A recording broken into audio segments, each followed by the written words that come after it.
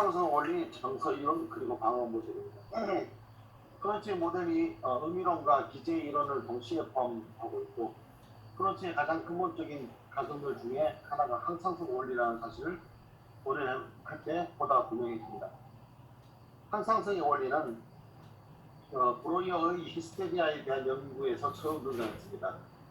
자극을 가능한 제로 상태에 가깝게 유지하는 것이 정신적 목적이라고 보았고요. 그러면 활동한 것이고 흥분은 불쾌한 것이며, 그러므로 우리는 자극 수준을 낮추기 위해 필요한 어떤 행동을 시작을 해야 하는 것입니다. 그 행동은 외부로 향한 것일 수도 있고 내부로 향한 것일 수도 있습니다. 프로이트의 항상성 원리 이론은 심리학적 개념들의 영향과 정신 구조를 수로에 비유한 것에서 의외의 영향을 받았습니다. 항상성의 원리는 사람들에게 있어서 가장 중요한 문제는 그들에게 오는 자극을 제거하는 것이라는 생각입니다. 그것은 역동구조 모델의 가장 기본적인 가정을 바탕으로 한 것이고, 또한 그 가정을 강화시킨 것입니다. 항상성 원리입니다. 항상성 원리는 인간은 이론적으로 그리고 임상적으로 하나의 폐쇄된 에너지 체계로 간주할 수 있다는 것입니다. 관계적 모델에 보다 개방된 체계들은 항상 원리를 필요로 하지 않으며 그 원리를 지지하지도 않습니다. 히스테리아 연구와 과학적 심리학을 위한 교육에서 브로이어와 프로이트는 그들의 매우 낮은 이론적 관점들에도 불구하고 인간 행동은 항상성 원리에 의하여 규정된다고 믿었습니다. 어떤 특정한 사건과 관련된 감정이 외부 환경 때문에 또는 도덕적 윤리적 가치들과 갈등을 일으키기 때문에 방출하지 못하면 그 감정과 연결된 사건은 병인이 됐다고 생각했습니다.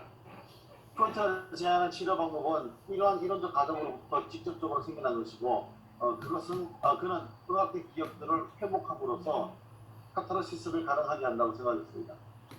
다시 말해서 사건이 발생했을 때 진실되었던, 그래서 결과적으로 계속 신경증 징후들을 낮은 정도를 충족시켜야 한다. 그렇지 않으면 질병은 불가피하다는 것입니다.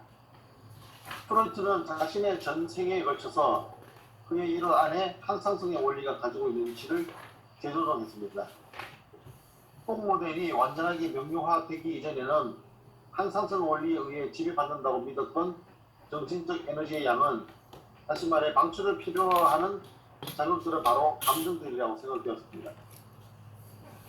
불러일으켜진 감정의 성격은 우리 자신의 성격과 사건 자체의 성격에 의해서 결정이 됩니다. 우리가 살고 있는 문화, 그것의 가치관과 가치 규범들은 우리가 어떤 감정을 받아들여야 할지를 결정하는 데 있어서 중요합니다. 그것들은 다시 어떤 감정을 방출해서는 안 되는지를 결정하는 데서도 중요한 역할을 합니다. 따라서 가치 규범이 인정하지 않는 감정들을 초래한 사건의 기억은 억압이 되고, 그 기억은 병리적 세력으로 남아있게 되는 것입니다. 프로이트는 실제 신경증과 정신신경증을 구별하였습니다.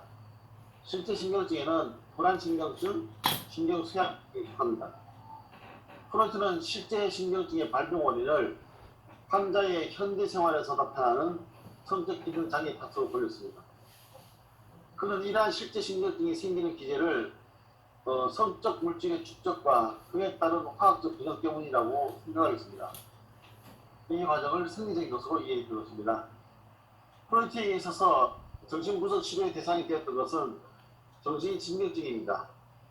그는 정신신경증이 수용될 수 없는 생각들과 그 생각들로 인해 감정을 방출할 수 없었기 때문에 생리 결과라고 생각했던 것입니다. 여기 제가 조금 보충 설명을 해야 될 것 같은데, 여러분이 지금은 히스토리컬한 얘기예요. 요즘은 그런 용어를 쓰지 않는데, 과거에는 액츄얼 뉴로시스 하고 사이코 뉴로시스를 구별했어요. 요즘은 그냥 뉴로시스라고 하면 그냥 사이코 뉴로시스를 얘기하는데, 과거에는 액츄얼 뉴로시스는 실제 신경증, 그리고 사이코 뉴로시스는 심리신경증이라고 구별을 했는데, 실제 신경증이라는 말은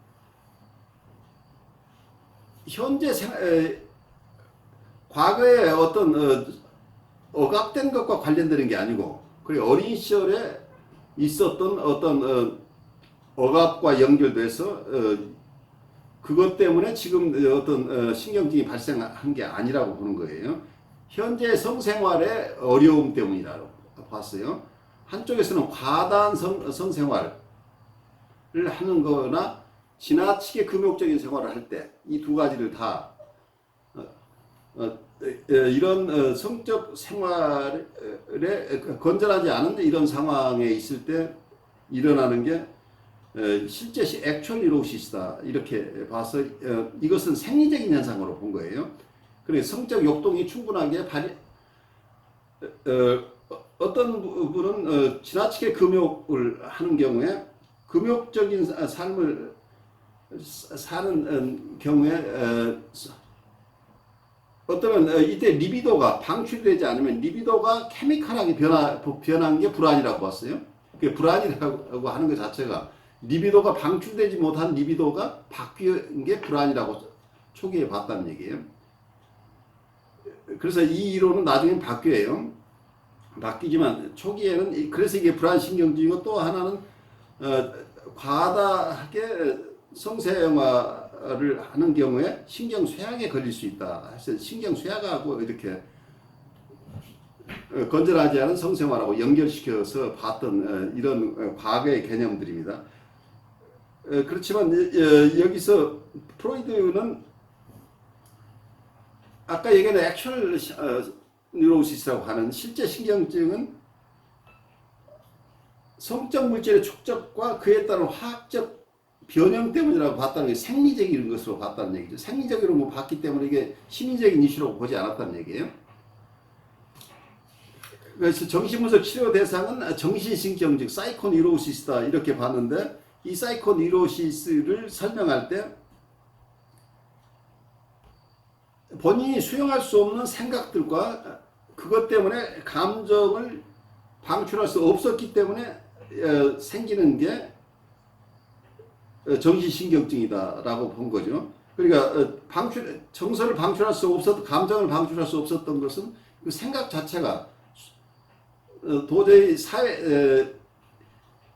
그 당시로는 클리어하게 설명된 부분은 아니지만 사회적인 규범으로 봐서는 허용될 수 없는 어떤 생각이 일어났다고 한다면 그와 관련되는 정서들이 다 억압됐다는 얘기, 감정을 표출할 수 없었기 때문에 이렇게 억압돼버린 것들이 결국은 수용할 수 없는 생각 때문에 그 정서가 억압되면서 그 기억도 다 함께 묻혀버린 이런 상황에서 발생하는 게 정신신경증이다, 사이코뉴로시스라고 봤어요. 그렇지만 나중에 가서는 액츄얼 뉴로시스라고 하는 것 자체도 현재 실제 신경증이라고 하는 것도 사이코뉴로시스가 있기 때문에 발생하는 것이다 라고 봐서 이 두 가지 구별을 지금은 그 구별을 하지 않고 이해를 하고 있어요. 그래서 지금은 액츄얼 뉴로시스라고 하는 것, 실제 신경증이라는 프로이드의 과거의 이론일 뿐이지 현재 학자들은 따르지 않고 있는 개념이다. 이렇게 이해하면 좋겠어요.